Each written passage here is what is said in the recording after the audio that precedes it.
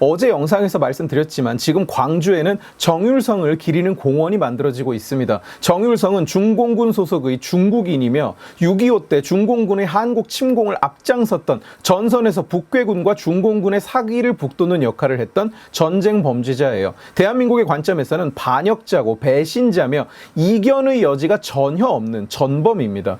우리 국민을 죽이는데 앞장선 적국의 국민인 거예요.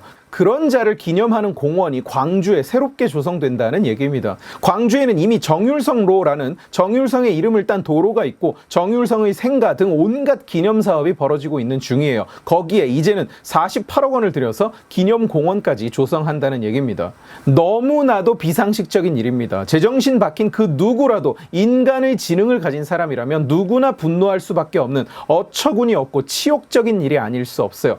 그런데 그걸 한국의 지자체가 한국 시민들이 낸 세금을 가지고 추진하고 있다는 얘기입니다. 이게 지금 말이 되는 얘기인지 저는 말을 하면서도 믿기지가 않아요. 저는 지금 진심으로 영상에서 쌍욕을 하지 않으려고 노력하는 중입니다. 어차피 욕을 해도 편집이 되겠지만 이런 개씨 어제 광주의 정율성 공원 영상을 올리자 수많은 호남분들, 광주분들이 영상 리플에 분노에 찬 성토를 하셨어요. 미친 거 아니냐. 광주에 살지만 이런 게 있는지도 몰랐다. 강기정 지지톡방에 영상 링크했다가 차단당했다. 호남인으로서 부끄럽다. 욕을 먹어도 싸다. 그리고 리플을 달지 않은 호남분들이라도 같은 마음일 거예요.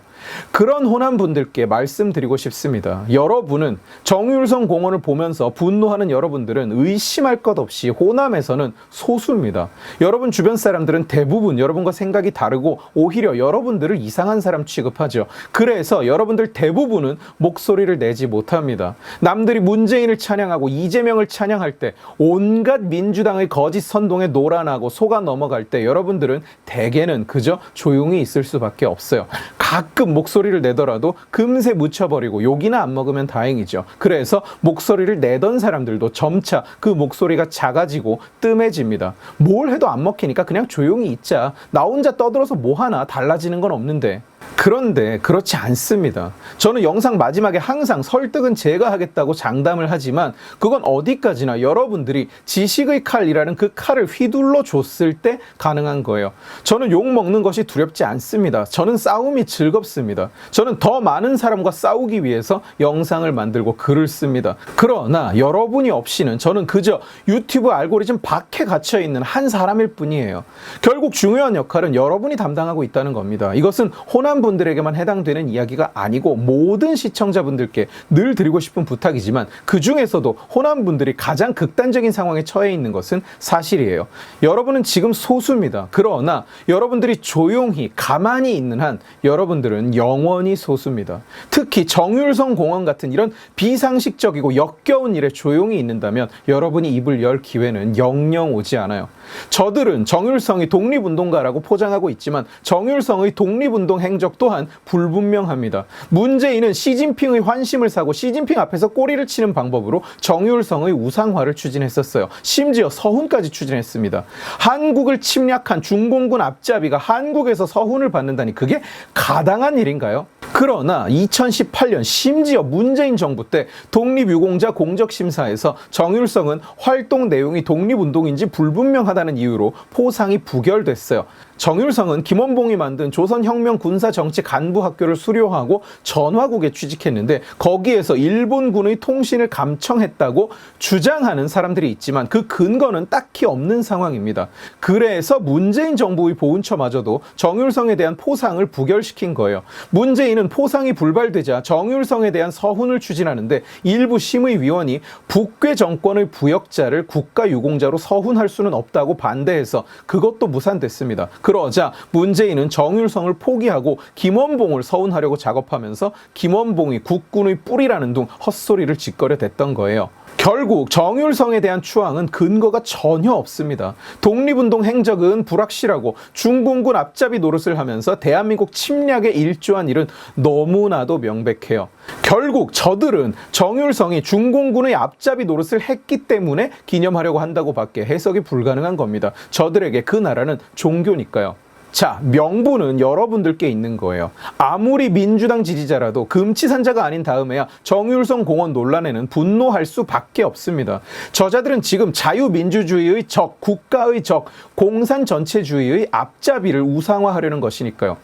호남에 계신 여러분들께서 목소리를 내주십시오. 외부인의 항의와 호남 내부인의 항의는 적어도 호남에 있어서는 그 무게가 다릅니다.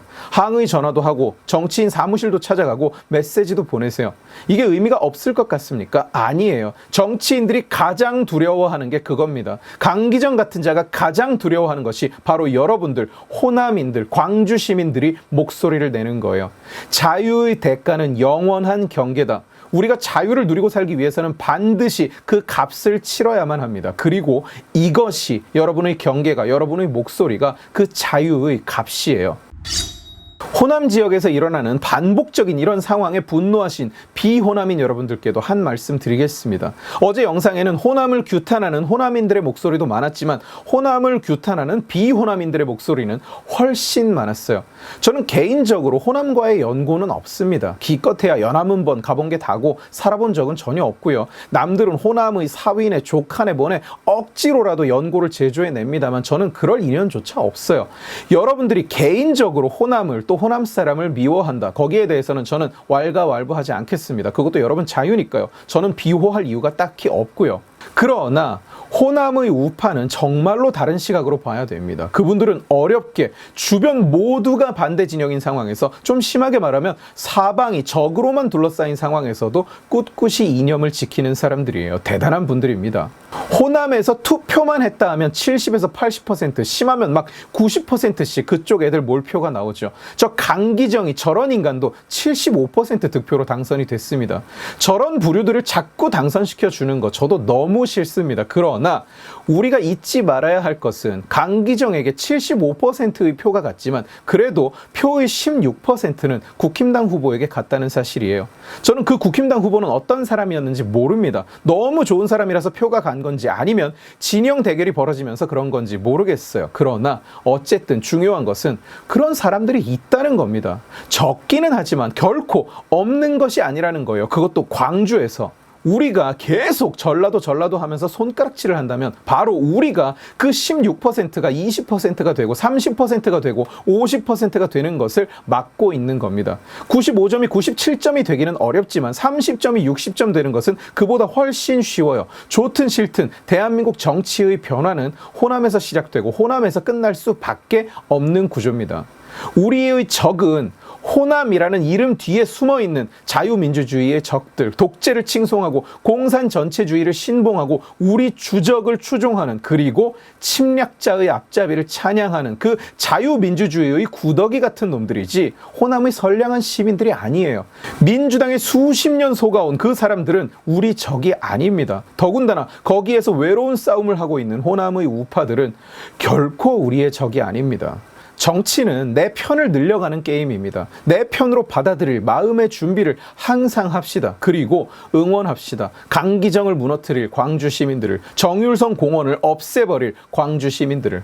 오늘 지식의 칼은 여기까지입니다. 재미있게 보셨으면 지식의 칼 채널을 구독해 주시고 이 영상을 주변에 공유해 주세요. 여러분들이 공유해 주시면 설득은 제가 하겠습니다. 고맙습니다.